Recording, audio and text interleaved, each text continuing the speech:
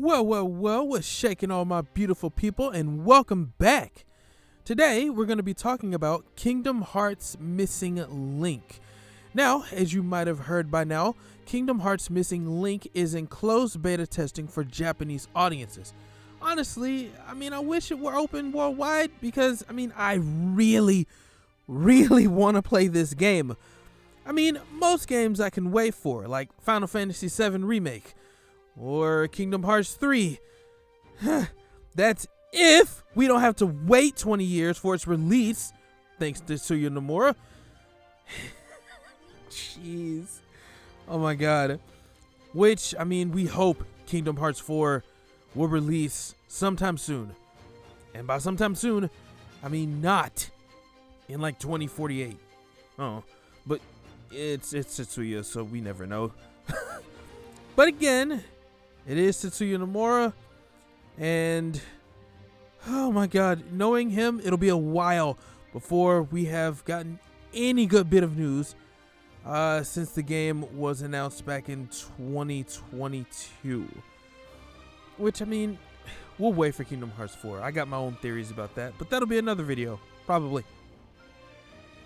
So, what you see here is the official Kingdom Hearts Twitter for Japan. Now, admittedly, I cannot read Japanese, so I have to use this nifty translate button here. Now, there has been a lot of videos on Kingdom Hearts Missing Link, from what the world would be like, to the lore, to the game, and so much more. But there's one thing we haven't talked about, or at least that I haven't seen anything about, so we're going to talk about that today, which is going to be the video topic. And it'll be, what Keyblade wielder or type of wielder will you be? A word around Destiny Islands is that Missing Link will have two types of Keyblade powers, or should I say types, which are known as Light Order and Fortune Gear. Now, from what I know via the Kingdom Hearts Japanese Twitter, thanks Twitter, you will be able to switch between the Keyblades, similar to how you were able to in Kingdom Hearts 3, which honestly I gotta say is a nice touch. And I also worried about that, or wondered about it, but now that we know that we can, that's great. Now honestly, I can't say enough how awesome that is and what type of gameplay that would open up for players. The two types of Keyblades are, as I said before, the Light Order, Melee, and Fortune Gear, Ranged Attack, or Magic. Now, when I hear those two names, the two people that come to mind are both Aqua, hello mommy, no one heard that. Mommy, sorry, no one heard that, just ignore that. And, Vin, yeah, now, for those of you who are familiar with Kingdom Hearts Birth by Sleep, either that or 2.8, or in Vin's case, Union Cross, because he goes way back that far, and briefly Dark Road, then you know about these two. The reason why I'm focusing on the two of them in this video is because both of them best represent both melee and ranged attacks, or for magic users, with Vin being on the same team as Brain way back in Union Cross, and Aqua becoming a Keyblade master in Birth by Sleep, which both should have went to Aqua and you know what, I'm gonna get off on a tangent, I'm sorry, back to the video. Now, if you've played Kingdom Hearts Birth by Sleep, then you are well aware of the two very different playstyles of Aqua and Vin, with Vin focusing heavily on melee and quick attacks, much like what I'm speculating will be the case with Light Order, and Aqua focusing heavily on magic, like what I would suspect would be the same for Fortune Gear. As we've seen from the trailer, magic attacks will work the same way, with spells being cast from a long range attacks and planning out your next move, whereas with melee, you can rush in, but you're open to counter attacks, and what I would assume counter strikes. Now, I would even go as further, or venture a little bit further, to say that when it comes to the different play styles with Birth by Sleep, Vin kinda has a long range option, so to speak, as I mean, he can throw his Keyblade and it'll come back to him in some respects. But again, he's mostly, close range, up close, personal. Aqua is more further away. I can shoot my magic at you from a distance and I'm safe, but can also be versatile depending on the combinations you use. But again, different topic, different day. Now, personally, I think I'm going to stick with melee so that I can get in as many hits as possible while making sure to stay back long enough so that in raid battles, my teammates can work on those bosses while I take the chance to heal.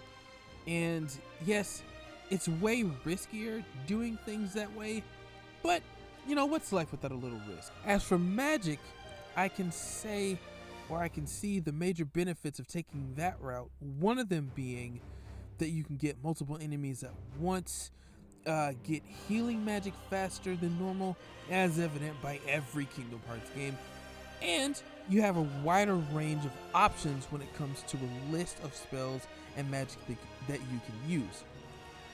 Based on the screenshots, it looks like everyone will have 3 slots of magic, regardless of whether you're choosing melee or you're choosing to be a magic user. But based on everything I know and understand about Kingdom Hearts, those who choose magic as a first option, or a starting base rather, get healing abilities and magic a lot faster than those who choose melee, which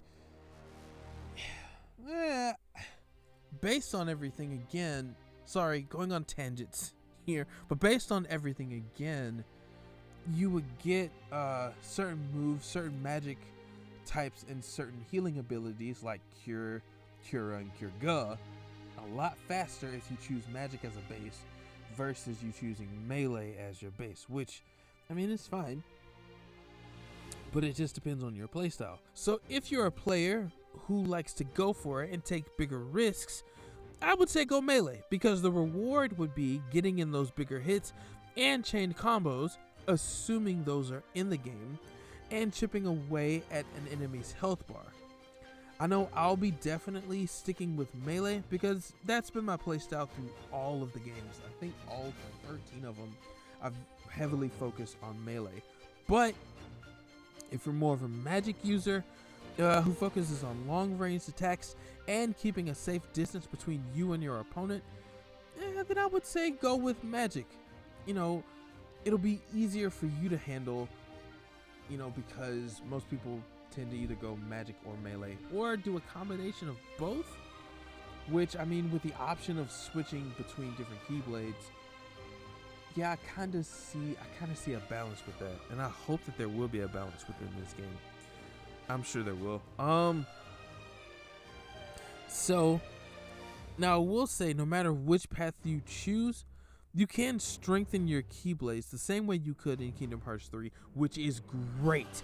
So I'm sure more abilities, more magic sets, more combinations will become available to you as the game is released and it comes out, and we have the full product in our hands or pockets, because it's pockets. I'm kidding.